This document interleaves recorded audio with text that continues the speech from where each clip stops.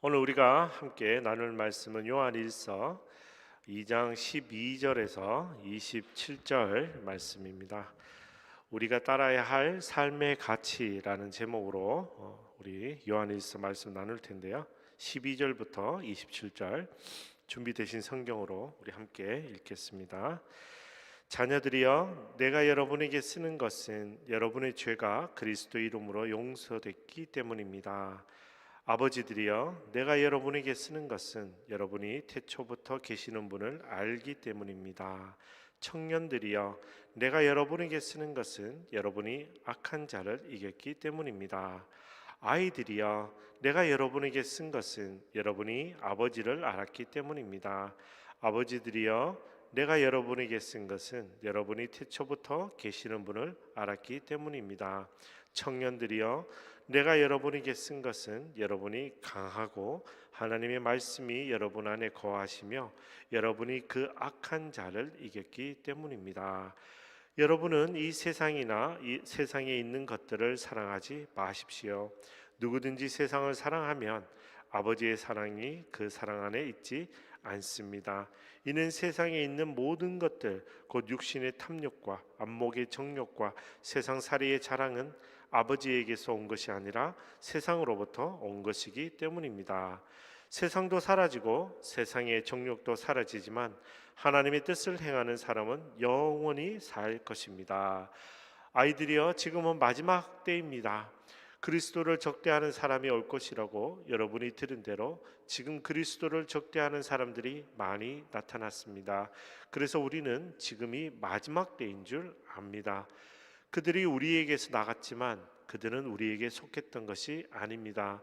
그들이 우리에게 속했더라면 우리와 함께 머물렀을 것입니다. 그러나 결국 그들이 모두 우리에게 속하지 않았다는 사실이 드러났습니다. 여러분은 거룩하신 분에게 기름 부음을 받았고 여러분 모두가 진리를 알고 있습니다. 내가 여러분에게 쓴 것은 여러분이 진리를 몰라서가 아닙니다. 오히려 그것을 알고 있기 때문이며 또 모든 거짓은 진리로부터 나오지 않았다는 것을 알기 때문입니다. 그러면 대체 누가 거짓말쟁이입니까? 예수께서 그리스도이심을 부인하는 사람이 아닙니까? 아버지와 아들을 부인하는 사람이 곧 그리스도의 적대자입니다. 누구든지 아들을 부인하는 사람은 아버지를 모시지 않는 사람입니다. 그러나 아들을 시인하는 사람은 아버지를 모시는 사람입니다. 여러분은 처음부터 들은 것을 여러분 안에 간직하십시오. 만일 처음부터 들은 것이 여러분 안에 거한다면 여러분은 아들과 아버지 안에 거하게 될 것입니다. 이것이 그리스도께서 친히 우리에게 약속하신 것인데 바로 영원한 생명입니다. 나는 여러분을 속이는 사람들에 관해 여러분에게 지금까지 썼습니다. 여러분으로 말하자면 그리스도께서 기름 부어 주신 것이 여러분 안에 머무르므로 아무도 여러분을 가르칠 필요가 없습니다. 그리스도께서 기름 부어 주신 것이 여러분에게 모든 것을 가르쳐 주십니다.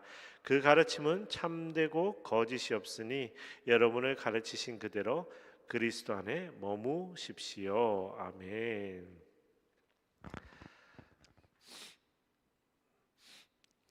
제가 비즈니스 할 때 가장 듣기 힘들었던 말이 말귀를 그렇게 못 알아듣냐라고 하는 말이었습니다. 무슨 말이냐 하면 온갖 잘못은 다 해놓고 법적으로 아무 문제 없다고 우기고 계약서대로 하자고 우기다가도 조목조목 상황을 서로 확인해서 마지막에 이제 더 이상 우길 것이 없으면 한다는 소리가 말귀를 그렇게 못 알아듣냐라고 요청도 아니고 그냥 생떼를 쓰는 그런 사람들의 멘트였습니다. 저에게 그런 말을 하는 사람들은 본인이 생각하고 판단하고 말하고 행동하는 기준은 사실은 법도 아니고 계약서도 아니고 일반 상식도 아니고 그저 본인의 이익이죠. 본인의 이익에 따라 그런 이야기들을 합니다. 사랑하는 형제자매 여러분, 여러분의 삶의 기준은 무엇입니까? 여러분이 행동하고 말하고 생각하는 삶의 기준은 무엇입니까? 하나님의 말씀입니까? 그렇다면 네, 아주 잘하고 계신 것입니다. 하나님의 자녀는 아버지 되시는 하나님의 말씀에 따라 삶의 기준을 정하고 가치를 두는 것입니다. 만약 하나님이 우리에게 성경을 주지 않으시고 그때마다 직접 혹은 간접적인 계시를 주신다면 요즘처럼 복잡하고 하루가 진짜 정신없이 변하는 세상에서 올바른 삶의 가치를 찾기가 너무나도 어려웠을지도 모르겠습니다. 오늘 성경 본문은 그래서 우리에게 세 가지 삶의 가치를 제공합니다. 첫째, 12절에서 14절은 하나님이 백성이 가져야 할 것들입니다. 그래서 확신을 주는 거죠. 두 번째, 15절에서 17절은 하나님의 백성이 멀리 해야 되는 것, 그래서 경고의 메시지입니다. 마지막 세 번째, 18절에서 27절은 하나님의 백성을 무너뜨리려고 하는 것들에 대한 역시 경고의 메시지입니다. 오늘 그래서 사도 요한은 세 가지 이야기를 하고 있는 겁니다. 자, 이 말씀을 기억하고 순서대로 차례대로 우리 말씀을 살펴보겠습니다. 첫 번째인데요. 먼저 12절에서 14절입니다. 하나님의 백성이 가져야 할 것이 무엇인가에 대해서 사도 요한이 말합니다. 한 번 더 읽어볼까요? 12절에서 14절입니다. 자녀들이여, 내가 여러분에게 쓰는 것은 여러분의 죄가 그리스도의 이름으로 용서됐기 때문입니다.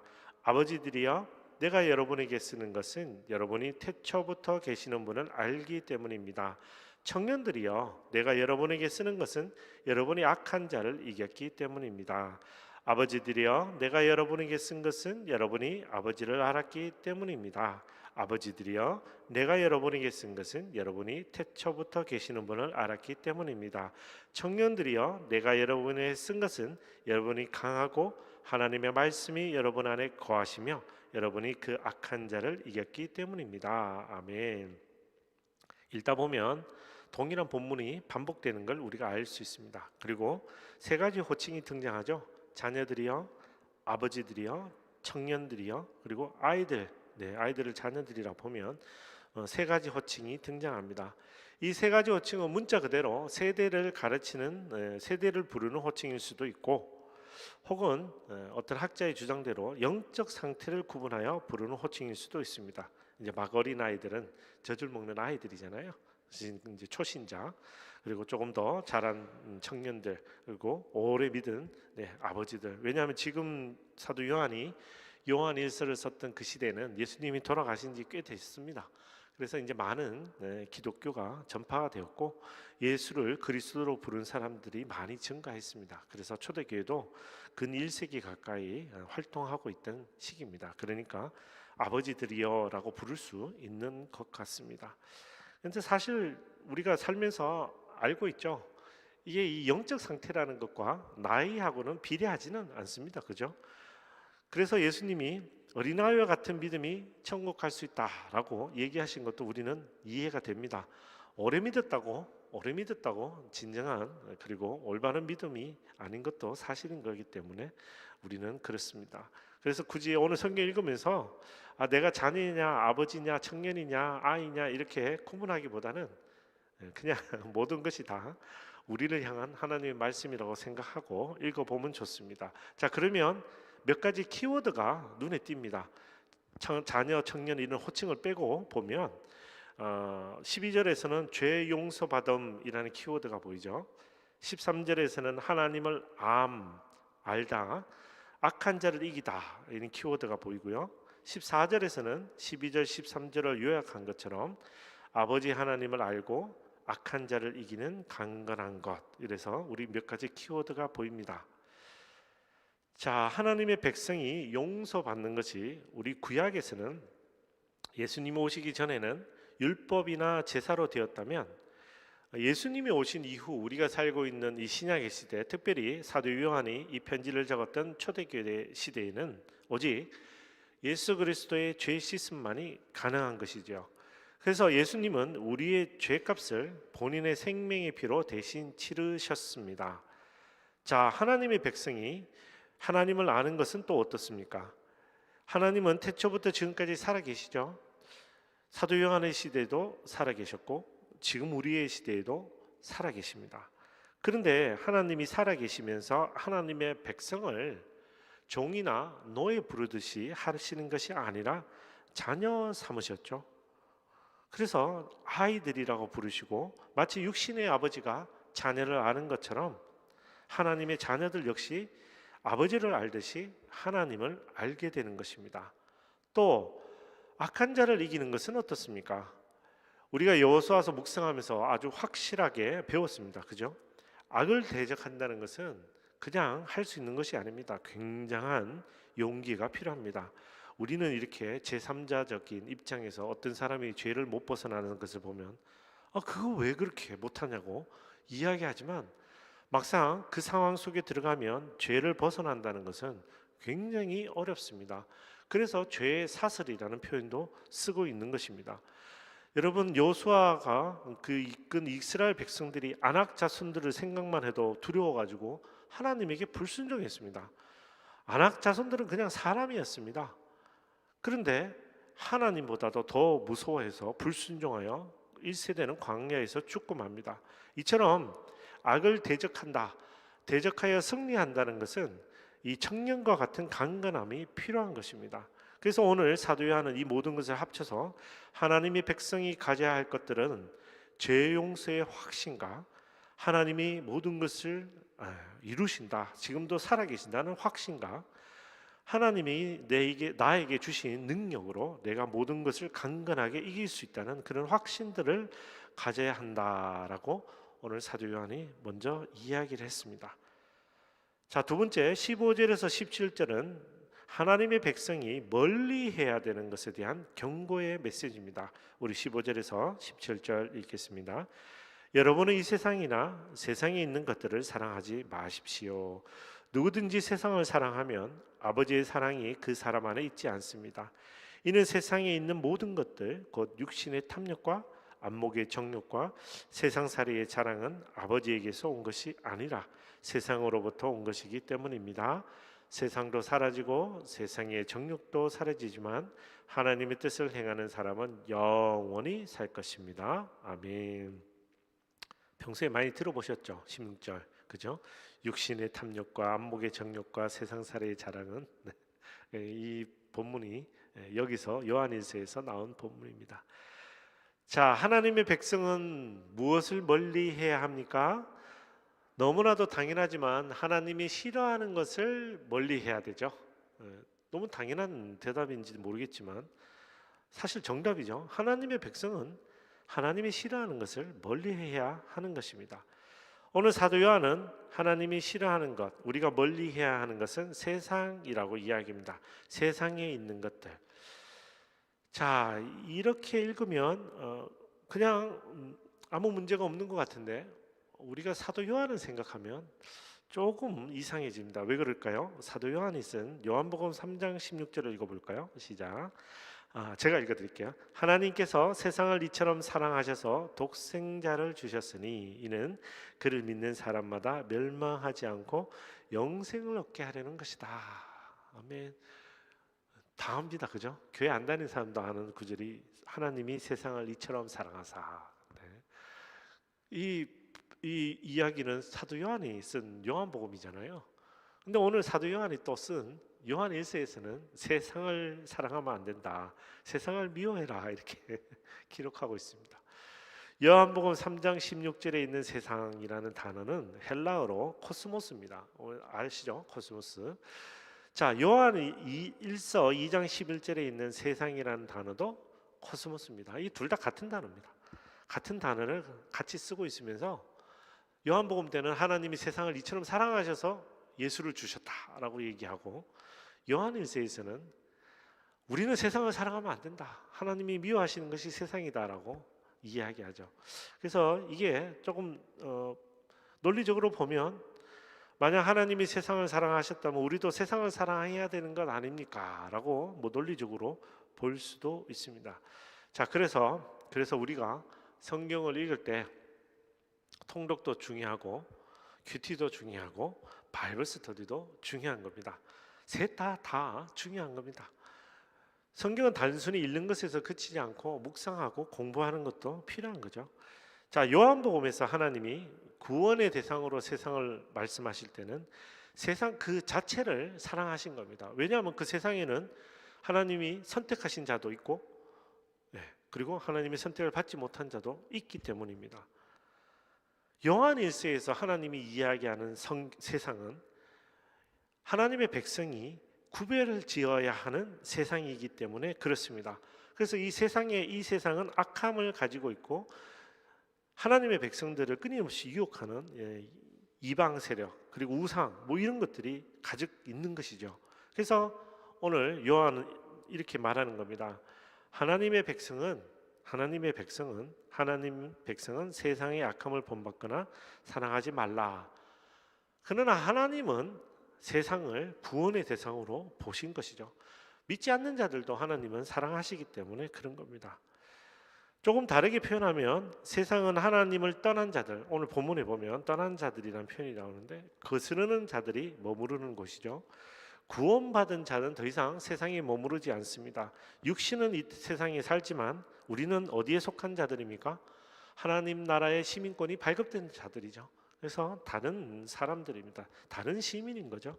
그래서 우리는 더 이상 그곳에 머무르거나 돌아갈 곳이 아니라는 겁니다. 특별히 세상의 악함을 떠나 죄 용서를 받았습니다. 그런데 우리가 다시 세상의 악함으로 돌아가고 다시 그 죄를 그리워하고 세상을 쫓아간다?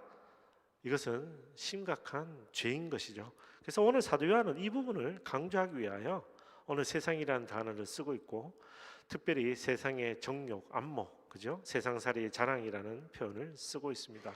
그러므로 하나님의 자녀들은 하나님의 백성은 세상은 하나님의 관점에서 사랑하는 거지 우리가 세상을 사랑하는 것은 아니고 우리는 세상을 멀리해야 하는 사람들입니다. 자, 세 번째 사도 요한의 당부는 하나님의 백성을 무너뜨리는 것들이 있다라고 경고합니다. 18절에서 27절 좀 길죠? 길지만 우리 한 번 더 읽겠습니다. 18절에서 27절입니다. 아이들이여 지금은 마지막 때입니다. 그리스도를 적대하는 사람이 올 것이라고 여러분이 들은 대로 지금 그리스도를 적대하는 사람들이 많이 나타났습니다. 그래서 우리는 지금이 마지막 때인 줄 압니다.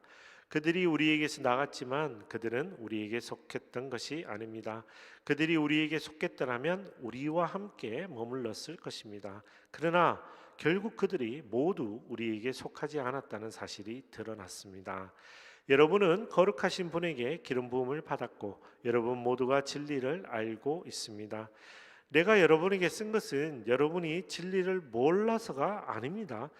오히려 그것을 알고 있기 때문이며 또 모든 거짓은 진리로부터 나오지 않았다는 것을 알기 때문입니다. 그러면 대체 누가 거짓말쟁이입니까? 예수께서 그리스도이심을 부인하는 사람이 아닙니까? 아버지와 아들을 부인하는 사람이 곧 그리스도의 적대자입니다. 여러분이 아들을 부인하는 사람은 아버지를 모시지 않는 사람입니다. 그러나 아들을 시인하는 사람은 아버지를 모시는 사람입니다. 여러분은 처음부터 들은 것을 여러분 안에 간직하십시오. 만일 처음부터 들은 것이 여러분 안에 거한다면 여러분은 아들과 아버지 안에 거하게 될 것입니다. 이것이 그리스도께서 친히 우리에게 약속하신 것인데 바로 영원한 생명입니다. 나는 여러분을 속이는 사람들에 관해 여러분에게 지금까지 썼습니다. 여러분으로 말하자면 그리스도께서 기름 부어 주신 것이 여러분 안에 머무름으로 아무도 여러분을 가르칠 필요가 없습니다. 그리스도께서 기름 부어 주신 것이 여러분에게 모든 것을 가르쳐 주십니다. 그 가르침은 참되고 거짓이 없으니 여러분을 가르치신 그대로 그리스도 안에 머무르십시오. 아멘. 그리스도를 적대하는 사람들이 왜 위험합니까? 그리스도를 적대하는 사람이 왜 위험합니까? 그리스도를 적대하는 사람이라고 우리가 단정지어서 말하지만 실은 그 사람들도 그냥 보통의 사람들입니다. 인격이나 매너가 오히려 그리스도를 믿는 사람보다 더 좋을 수도 있습니다. 많이 배운 지식인이거나 높은 신분의 지도자일 수도 있습니다. 소위 말하는 인격적으로 인간적으로 배울 점이 많은 훌륭한 사람일 수도 있습니다.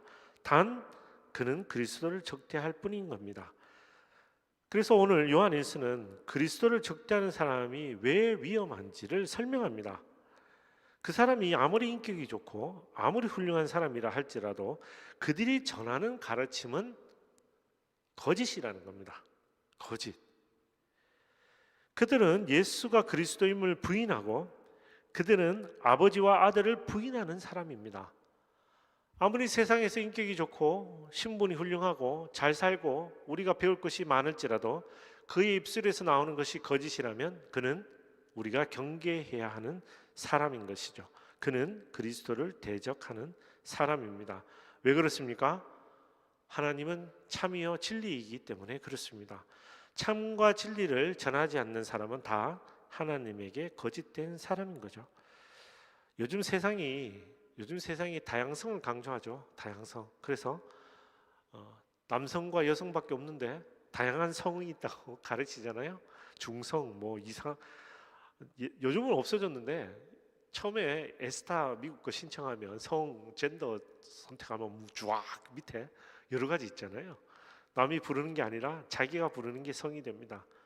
좋은 것과 나쁜 것이 있다고 우리는 도덕 시간에 윤리 시간에 배웠는데 다른 것도 있다고 가르칩니다. 다른 거.